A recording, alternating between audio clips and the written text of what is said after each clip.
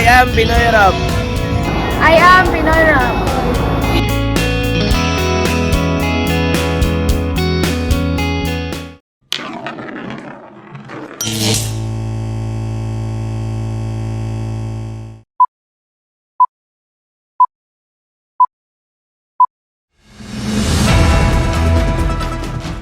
And for the headlines, weather forecast, La Nina officially declared. What does it mean? Local news, 30,000 INC members expected to join peace rally in Cagayan De Oro. PCC urges the PNP to promptly act on justice for their murdered student. Tapa leaders served another arrest warrant while in detention. A couple arrested for smuggling 6.8 million worth of shabu. International news, Italy Church, gay men can train as priests but must keep it private. Entertainment, why Blackpink's Jisoo joined the zombie series Utopia. Sports, B-League, Pinoy imports face tough day with losses in Japan. International feature, devastating California wildfires, January 2025 timeline. National feature, PCG continues to monitor China's monster ship amid rough seas. Trivia, why are bananas classified as berries while strawberries aren't? If you find this segment informative, please click the thumbs up button and subscribe to stay updated with our latest news, and share this broadcast to your friends and family. Your support helps us keep you informed. Help us get our first 10,000 subscribers. Your engagement matters. Liking, sharing, and subscribing to our content not only helps more people discover the important stories we bring you, but also supports our team's hard work. It boosts our visibility in the algorithm, making it easier for others to find ways to stay informed. Plus, it helps us generate more resources to continue delivering the news you rely on. Thank you for being part of our community.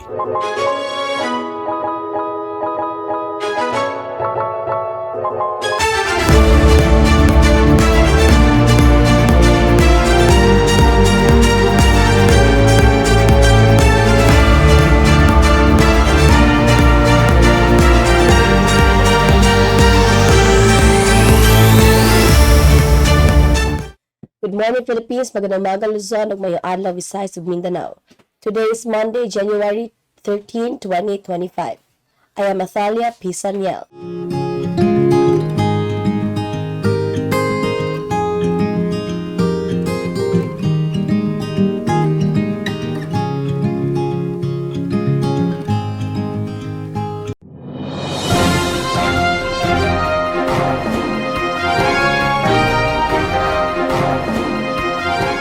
Local news, 30,000 INC members expected to join peace rally in Cagayan De Oro. City Mayor Rolando Clarix assured that adequate security will be provided for the upcoming peace rally involving at least 30,000 members of the Iglesia Ni Cristo in the city yesterday. This comes after the mayor responded to the INC's request to hold a peaceful rally aimed at appealing to President Bongbong Marcos and Vice President Sara Duterte to unite for the country's welfare. According to John Boyac, Mayor Uy emphasized that government agencies are ready to assist in the large-scale event organized by the INC. One of the statements made by the INC is their opposition to the removal of Vice President Sara Duterte, where they also do not support the idea of replacing President Marcos. The nationwide peace rally organized by the INC will start at Quirino Grandstand, Manila, and proceed to different provinces, including events in cities like Cagayan De Oro. The INC peace rally serves as a show of support for the current administration, while also advocating for change and reforms on political and economic issues. INC leaders emphasize the importance of unity and cooperation during such events to maintain peace and progress across the country. PCC urges the PNP to promptly act on justice for their murdered student. Cagayan Community College has urged the police to expedite the investigation into the true suspect who killed their female student by assaulting her inside her room in their home in Zone 4, Sitio Dinogan, Barangay Santa Ana, Tagolwan, Misamis Oriental. This is to ensure justice for the victim, Lady Grace Gallo, 19 years old, a second-year student in the BS Business Administration course. The school admitted that they were deeply shocked by the incident involving their student. TCC is joining the grieving family and friends and condemns the heinous crime. Lady Grace Gallo was also an active member of the church as a sacristan, but many were shocked by her tragic fate yesterday morning. Investigators are continuing their search for the true perpetrator and conducting a thorough investigation. There is also another person of interest currently being investigated by the police after it was confirmed that the 6 employees initially invited yesterday had no involvement. The case of Lady Grace Gallo has sparked intense reactions within the community, especially among parents and students, due to the tragic fate of an innocent student. Cagayan Community College has provided support to the victim's family and continues to focus on ensuring swift justice for her death. Kappa leader served another arrest warrant while in detention. A former leader of the controversial Cabus Padatun Community Ministry International Incorporated or Kappa was arrested and served with a warrant of arrest, currently detained at the city jail in Barangay Lumbia of the city. This followed the arrest by the tracker team of Subucogon Police Station under the Misamis Oriental Police Provincial Office, who served the arrest warrant against long-wanted Kappa leader. The court order pertains to a syndicate estafa case with no bail set for the accused. Additionally, Police Regional Office 10 Director Brigadier General Jason De Guzman mentioned that even though the accused was already in detention, the police continued to fulfill their duty to serve the court order. This comes after recalling that the former founder of Kappa, Joel Apolinario, was previously detained at Lumbia City Jail due to cases filed against him in the city's courts in previous years. The operations against Kappa continue to be carried out, especially following former President Rodrigo Duterte's decision to dismantle its illegal operations during his administration. Efforts by authorities to ensure justice for alleged illegal activities of Kappa have not ceased to this day. A couple arrested for smuggling 6.8 million worth of shabu. A couple remains in prison after being arrested by police for selling illegal drugs in Sitio Kamakwan, Barangay Indahag in the city. The arrest occurred after the two suspects, alias Mario and Maria, did not resist when caught by law enforcement officials during a drug transaction. The Regional Philippine Drug Enforcement Unit 10 led the operation, successfully seizing approximately 1 kilogram of suspected shabu, valued at around 6.8 million pesos. Authorities revealed that the suspects had been under surveillance for some time due to their involvement in drug-related activities. Upon arrest, both individuals were found in possession of a significant amount of illegal drugs, making the case a serious violation of the Comprehensive Dangerous Drugs Act of 2002. The couple is now facing legal proceedings in the city's courts, with the prosecution emphasizing the need for a thorough investigation and accountability. Local authorities continued their efforts to combat drug-related crimes and maintain peace and order in the community.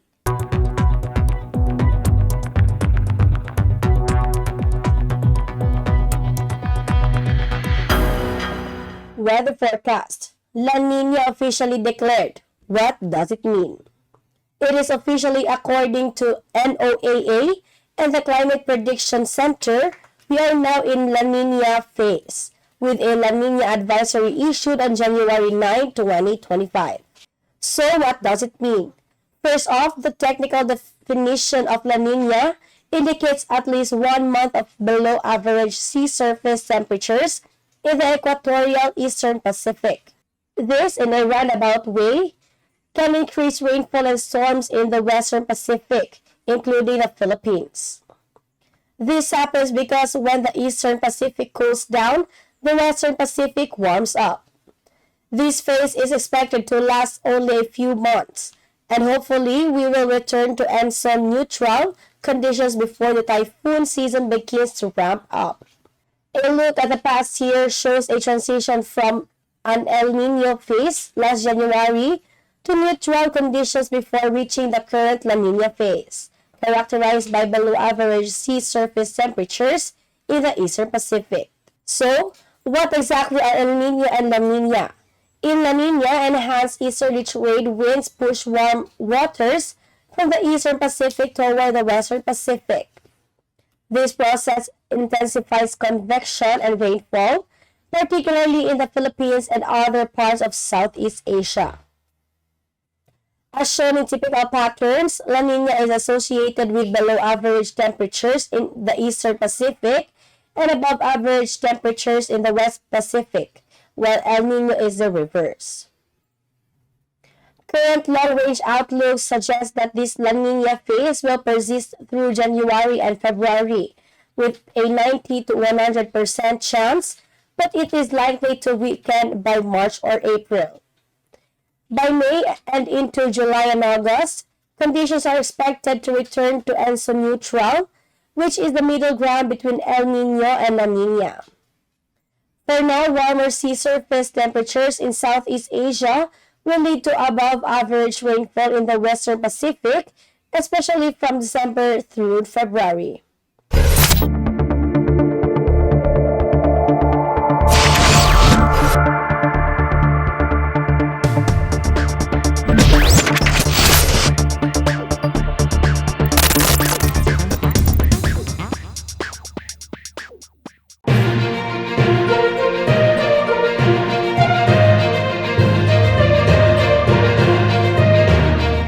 National news.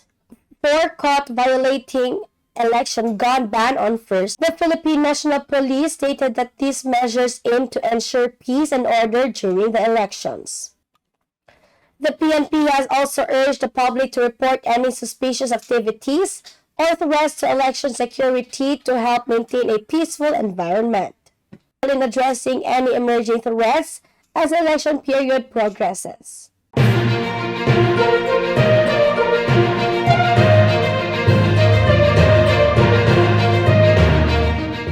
International news. Italy Church. Gay men can train as priests, but must keep it private. In a recent development, the Vatican has released new guidelines approved by the Italian Bishops' Conference, addressing the inclusion of homosexual men in seminaries and their path toward becoming Catholic priests. These guidelines were posted online on Thursday, emphasizing the importance of celibacy and the moral expectations for candidates training to become priests. The guidelines allow homosexual men to enter seminaries and begin training as priests, but with significant conditions. Specifically, those who flaunt their homosexuality or promote what the church considers the gay culture are barred from this path. The 68-page document outlines a careful distinction, suggesting that while the church respects individuals with homosexual tendencies, their admission into seminaries is restricted if they openly support or advocate for LGBTQ+ identities and lifestyles. According to the guidelines, candidates with deeply rooted homosexual tendencies who practice or actively support the so-called gay culture are not suitable for priesthood. This move aligns with the Vatican's stance on celibacy and moral expectations, reinforcing the belief that those who choose to enter the priesthood must adhere to the traditional teachings of the Catholic Church, with advocate for celibacy and a commitment to church doctrine. The Italian Bishops' Conference has clarified that this does not constitute discrimination against individuals but emphasizes the church's spiritual and doctrinal stance on the issue. The guidelines aim to balance inclusivity with adherence to the Catholic Church's teachings on sexuality and morality.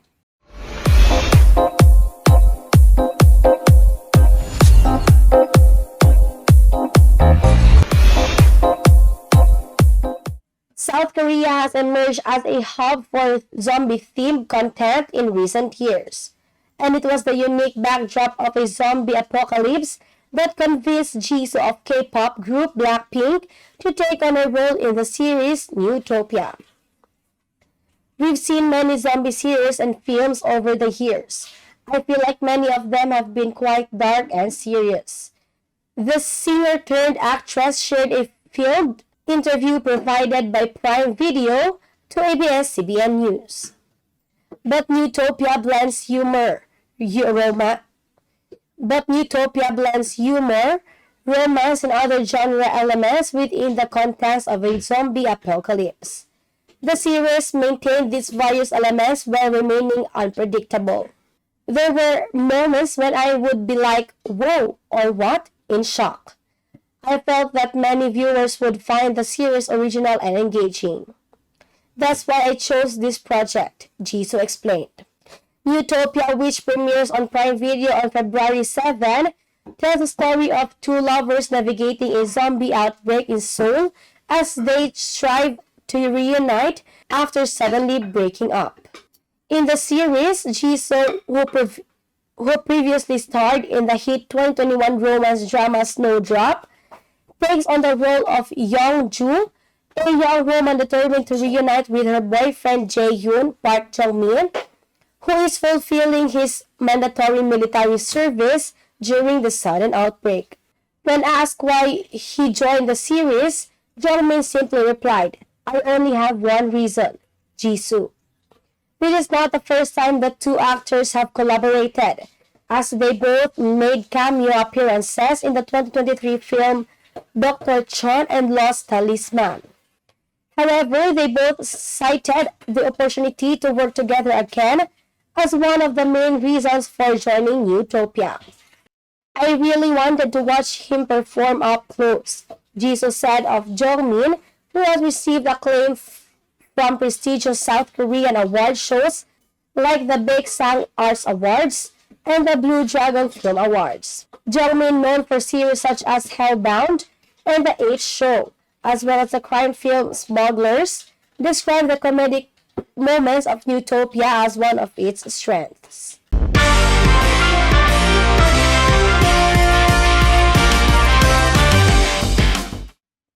Sports. B-League. Pinoy imports face tough day with losses in Japan. The Filipino imports in the 2024-25 season of the Japan B-League had a tough game day on Saturday. Dwight Ramos, Ray Parks Jr., Matthew Wright, A.G. Edu, Roosevelt Adams, Gio Chu, and their respective teams all suffered defeats just days before the league's All-Star weekend. Ramos contributed 10 points and 3 rebounds in only 15:43 minutes of play on Saturday at the Hokkaido Kita Yale, but Navarro Hokkaido fell to Kyoto Hanaris 92-76. This latest loss was Levanga's 19th in 29 games, placing them in 5th place in the Eastern Division. Former Gilas Filipinas teammate Ray Parks Jr. also had a solid performance, but his efforts went to waste as Osaka Evasa was defeated by the Gunma Crane Thunders 76-67 at the Okini Arena Mishima. The National University standout scored 11 points, 3 steals, 2 rebounds, and an assist, but it wasn't enough to keep them in 3rd place in the Western Division with a 15-14 record. Matthew Wright, meanwhile, had a well-rounded game with 5 points, 4 assists, 2 rebounds, and a steal, and a block. But the Kawasaki Brave Thunders continued their struggles, losing to the Fighting Eagles Nagoya 94-80 at the Nagoyashi NA Sports Center. This was Kawasaki's 22nd loss in 29 games, dropping them to 8th place in the Central Division. AJ Edu had a decent outing as well, scoring 8 points, grabbing 7 rebounds, and recording an assist and a block, but Hiroshima Dragonflies defeated them 82-70 at the Hiroshima Sun Plaza.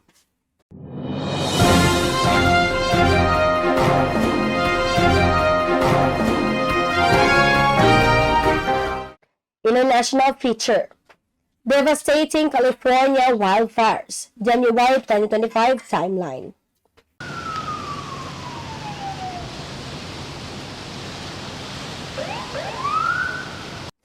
On January 7, a devastating wildfire swept through an upscale section of Los Angeles, leaving a trail of destruction in its wake. The fire, which rapidly grew due to high winds and dry conditions, forced the evacuation of approximately 30,000 residents from areas including Pacific Palisades, Santa Monica, and Malibu. The strong Santa Ana winds exacerbated the situation, making containment efforts extremely challenging. The fire spread quickly, fueled by the combination of dry vegetation and strong gusts of wind, leading to dangerous conditions across the region. I've never seen anything. Fires were this close to the cars. People left their cars on Palisades Drive. Burning up the hillside, the palm trees, everything's going. And the wind and the firemen are great, but you can only do so much. Officials had issued warnings earlier regarding the extreme fire danger, urging residents to prepare for potential evacuations. By nightfall, concerns deepened as high winds were forecasted to persist, increasing the likelihood of the fire expanding further into other neighborhoods. The world-famous Getty Villa, a cultural landmark housing invaluable antiquities and art, was also at risk due to the proximity of the fire. As flames threatened the area, firefighters and emergency personnel worked tirelessly to protect the villa and other historically significant sites. The ongoing blaze prompted a significant mobilization of firefighting resources, including ground crews, air tankers, and helicopters to combat the wildfire. Community support and assistance poured in from neighboring areas as the region united to tackle the crisis.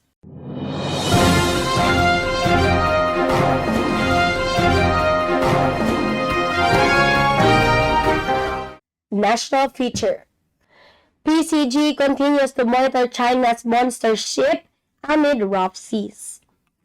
The Philippine Coast Guard has been intensifying its efforts to monitor and respond to the presence of the Chinese Coast Guard vessel 5901, which remains near the waters of Zambales despite challenging sea conditions. The PCG aboard BRP Teresa Magbanwa has maintained a vigilant stance to ensure that China's monster ship does not infringe upon Philippine waters. Amid adverse weather conditions, with waves reaching up to 3 to 5 meters, the PCG has been actively conducting radio challenges to assert the country's maritime rights and to deter illegal activities by the Chinese Coast Guard. These challenges are meant to remind China of its continued intrusion into the Philippines' exclusive economic zone, reinforcing the country's sovereignty over its maritime resources. In addition, the PCG has emphasized the importance of maintaining consistent pressure to prevent the normalization of China's illegal actions. This approach is critical to safeguarding the status quo and ensuring that any attempts to change it do not go unchallenged. Recently, the PCG reported a successful operation in repelling a Chinese vessel from Philippine waters, showcasing its commitment to protecting national interests in the disputed sea areas. The ongoing monitor efforts are expected to continue as tensions in the region remain high.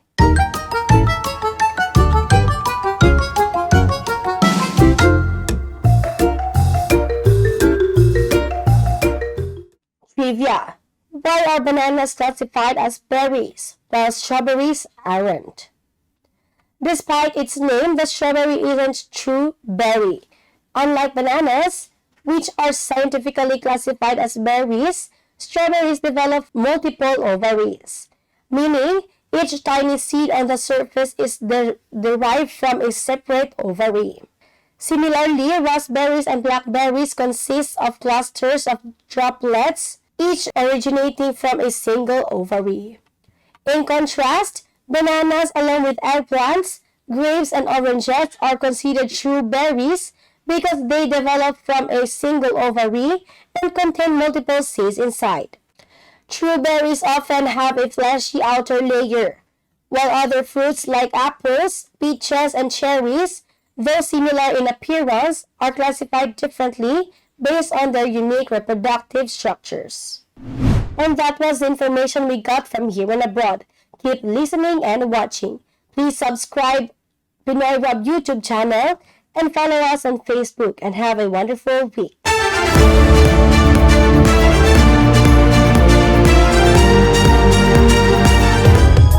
If you find this segment informative, please click the thumbs up button and subscribe to stay updated with our latest news, and share this broadcast to your friends and family. Your support helps us keep you informed. Help us get our first 10,000 subscribers. Your engagement matters. Liking, sharing, and subscribing to our content not only helps more people discover the important stories we bring you, but also supports our team's hard work. It boosts our visibility in the algorithm, making it easier for others to find ways to stay informed. Plus, it helps us generate more resources to continue delivering the news you rely on. Thank you for being part of our community.